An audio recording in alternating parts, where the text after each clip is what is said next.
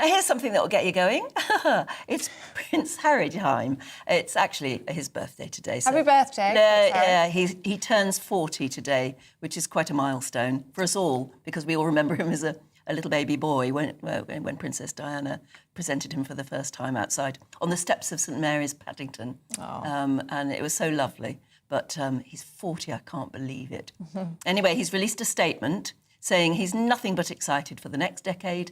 And he opened up about fatherhood. He said it gave him a fresh perspective on life, of course. But what about his family back here in the UK? We're asking this morning, is it time that Harry was brought in from the cold and given a second chance? Or has too much been said and done? To debate this, we're joined now by Senior Gardener to King Charles, Jack Stooks, and Royal Commentator Richard Fitzwilliams. Really good to see you both this morning. Let's start with you, shall we, Jack? And I'm sure you have a lot of sympathy for Prince Harry because you know him well. I do, and I was lucky enough to know him growing up. I'd been at Highgrove for 21 years, so I had the pleasure of knowing the whole family. And I just feel that now is the time to just go, do you know, what is the point? Why are we all hating on Harry? When I say we all, I'm not, but it's just everybody's spending all of their time hating Harry for some reason. And it's not actually anything to do with them. You know, he's had a family rift. Yes, we've all had family rifts in our time. We've all sort of done and said things to our parents, our siblings, that we regret later on. But Harry is 40. He is getting older. His children are growing up without seeing their cousins. Why not just, you know, let him come back, let him be back in the fold, get him involved in the Commonwealth, you know, something that he actually wanted to do when he was told, no, you know, no, you're out. And once they said, no, you're out, that's only when he wrote the book. So he didn't write the book prior to there being a fallout. So there must have been a fallout of some sorts that I don't think we'll ever fully know what, because that will happen behind closed doors. But I think it's time to move on and, you know, let that the sort of the past be the past and move forward positively, and hopefully we shall see what the next year brings with his 40th. Richard, what do you think? He traded the palace for freedom, the crown for choice. But freedom, it seems, comes with a price. Today, Prince Harry stands between two worlds, and both are closing in. The royals cannot forgive. The public cannot forget. And the man once hailed as the people's prince now finds himself utterly alone. Within the gilded walls of Buckingham Palace, silence speaks louder than words. Sources suggest that while the late Queen sought peace, her heirs, particularly Prince William, have drawn a line that cannot be crossed. The bond once forged in brotherhood has fractured into something colder, unrecognizable. Across Britain, sympathy has shifted. Once seen as a victim of royal rigidity, Harry's repeated attacks through interviews, memoirs, and documentaries have worn thin. The world is asking, was it bravery or betrayal? Each revelation cuts deeper into the institution he once vowed to serve.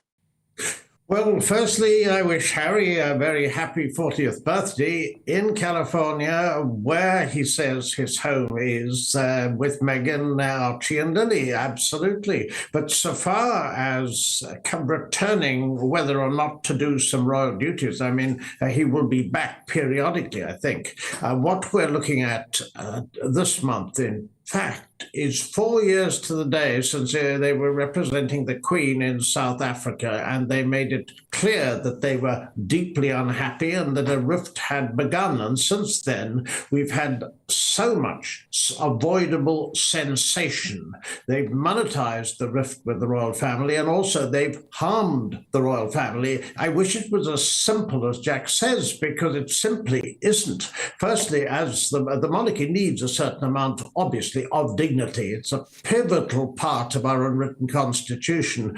It would become nothing more than a circus if Harry returned and we'd had this on-off situation. Remember, he's trashed them in the Oprah interview, which did so much harm. Some recollections may indeed vary, but not on what they said on that. And then subsequently, there was the Harry and Meghan Netflix documentary, which the talking heads attacked the Commonwealth. They were given Commonwealth posts by the Queen, and they produced this. And then Spare in the interviews around it, that led to their eviction from Frogmore because his attacks on Queen Camilla were considered out of order, and not to mention the sad rift with him and William. Before we've got reconciliation, there's a long way to go. It's obvious because he and William didn't speak at Lord Fellowes' memorial. And the other problem, of course, is that, as I say, you need dignity for an institution. It's got two senior members who are seriously ill at the moment, and the optics of Harry's last two visits here were, I thought, rather extraordinary. But for heaven's sake, I mean, you cannot have Harry returning on some sort of basis where he might or might not give media interviews which are attacking the royal family. Why don't the Sussexes, this is my question, why don't they say things, if they want reconciliation, supporting the royal family and supporting the Commonwealth?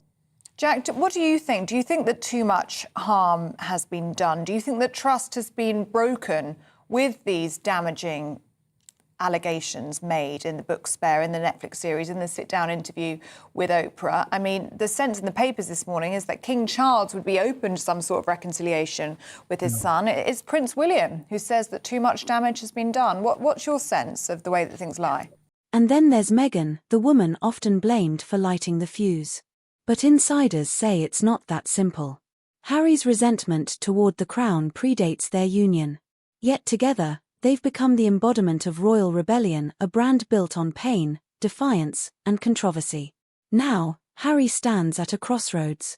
Return and risk humiliation, or remain in exile and lose what little connection remains.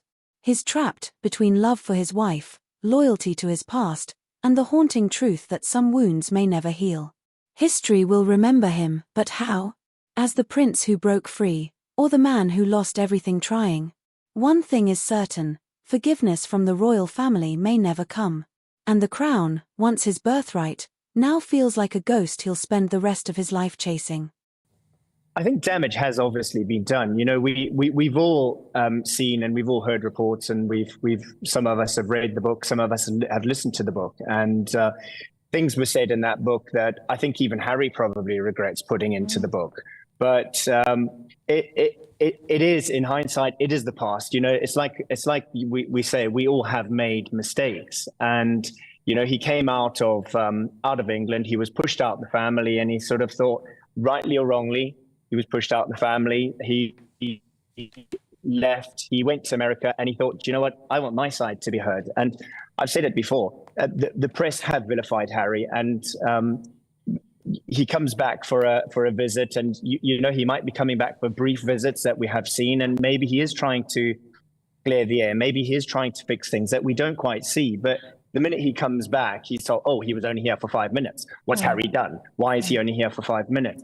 Jack, but if he comes back and he's 2 weeks, it's like, oh, why was Harry here for so long? And I think, you know, the hate that everybody has for Harry is come from somewhere, but what's the end game? I mean, do we all have to hate Harry for the rest of time? Or can we all just go, do you know, let's the mistakes are done. Let's move forward and get positive, get him back where he was, you know, where we all loved and adored him. Jack, we've already run out of time on this, sadly. Sorry. But no, it's lovely to have people who speak so well. Thank you. Yes. Both. But, Jack, just before we do say goodbye, I mean, you mentioned the word hate there. I hope nobody wants to hate Harry at all. It's just a sort of visceral reaction to some of the things he said. But can we end on love? Because if there is any rapprochement to be made, it really depends on the love between Charles and Harry, his son, and hopefully between a basic, you know, fraternal love that there must still be somewhere between William and Harry. May I say, this should be settled privately. The Sussexes have this habit, they find the media irresistible. They must go on television to talk about things. That is not helpful and won't lead to reconciliation. What hopefully will, and I agree with Jack there, of course, nobody wants splits, and the rift is very, very deep indeed. We've seen this, but it must be done privately. The Sussexes must keep off the airwaves other than for positive, positive projects. Jack, final word. I just wanted to ask you, you must have seen the love between those three in your time with them. Yeah, completely. Amazing. I mean, great family. You know, they're all wonderful family. And we see that on a daily basis with the royals we see here. But they were amazing, an amazing set of people, and I think the king was amazing. You know, with the death of their mother, he did a fantastic job, and the boys absolutely adored him, and he obviously adores them. So I don't think that's lost. So let's just keep that going, and you know, instead of putting out the negative press, let's try and get the positive going and get back to where we were. Absolutely, gentlemen, both. Thank you so much. Thank you. Yeah. You will have a view on that at home. Is it time that we forgive Harry? The past is in the past, as Jack Stooks says there. gbnews.com/you'll say, let us know what you think. Maggie says, Harry is unforgivable. He isn't even apologetic, so why would we forgive him? I think that, an apology. Apology could go a long way, couldn't it? Yeah. It's just a difficult one for him to do, because clearly he meant some of what he said.